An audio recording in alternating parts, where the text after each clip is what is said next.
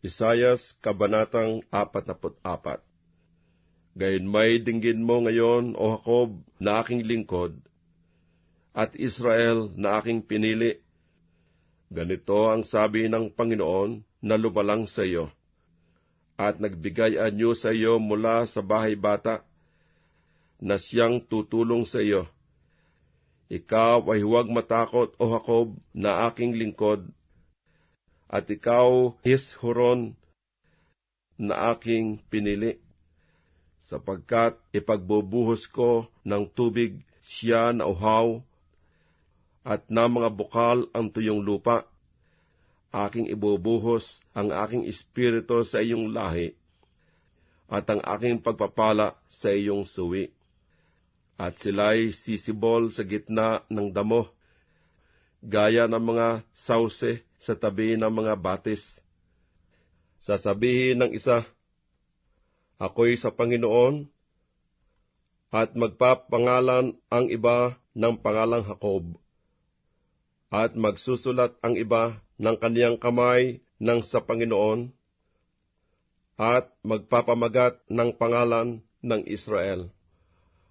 Ganito ang sabi ng Panginoon ng Hari ng Israel, at ng kanyang manunubos na Panginoon ng mga hukbo. Ako ang una, at ako ang huli, at liban sa akin ay walang Diyos. At sino na gaya ko, tatawag, at magpapahayag, at mag-aayos sa ganang akin, mula ng aking itatag ang matandang bayan, at ang mga bagay na dumarating, at ang mangyayari ay ipahahayag nila.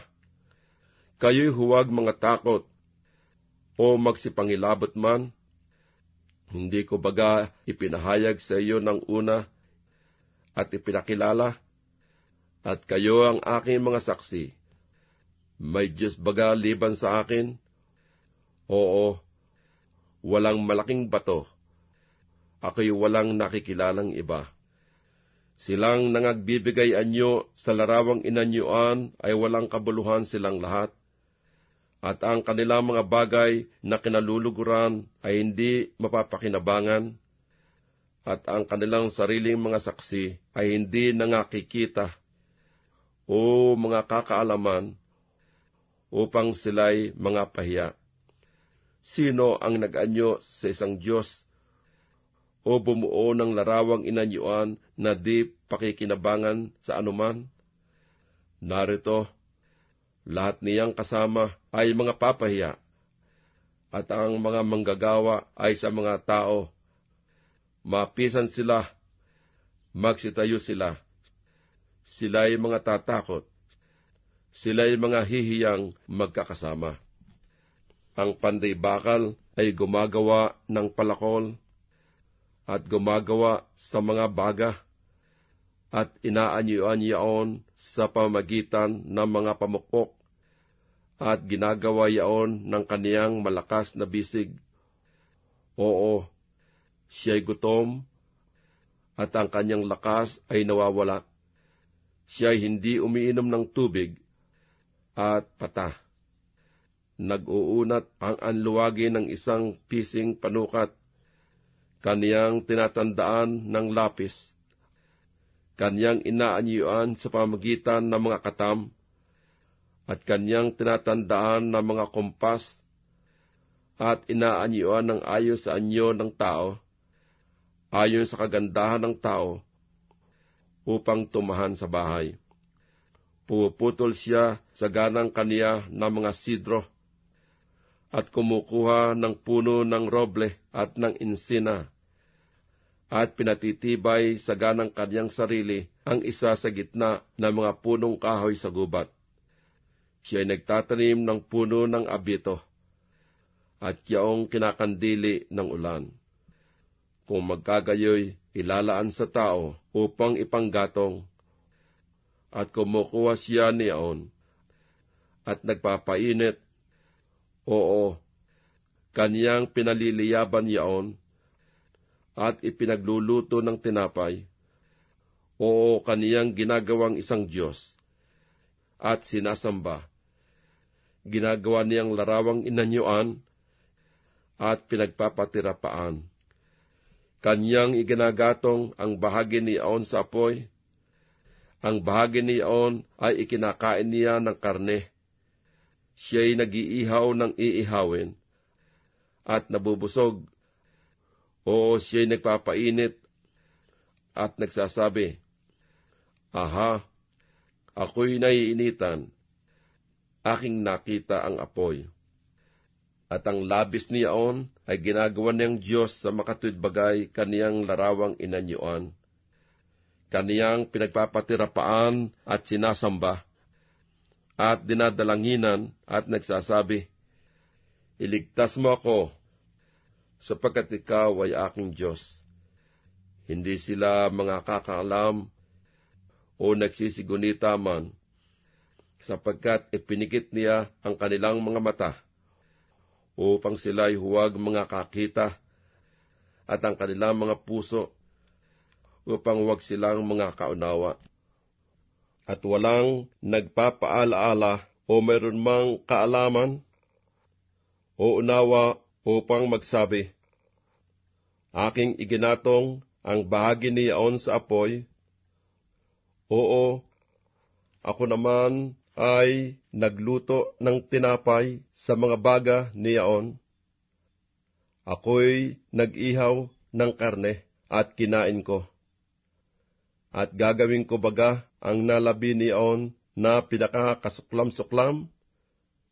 Magpapatira pa baga ako sa puno na isang punong kahoy? Siya'y kumain ng abo. Iniligaw siya ng madayang puso, at hindi niya mailigtas ang kanyang kaluluwa, o makapagsabi, "Wala bagang kabulaanan sa aking kanang kamay?" Iyong alalahanin ang mga bagay na ito, O Jacob at Israel, sapagkat ikaw ay aking lingkod, aking inanyuan ka. Ikaw ay aking lingkod, O Israel, ikaw ay hindi ko malilimutan. Aking pinawi na parang masinsing ulap ang iyong mga pagsalansang, at parang alapaap ang iyong mga kasalanan. Manumbalik ka sa akin, sapagkat tinubos kita.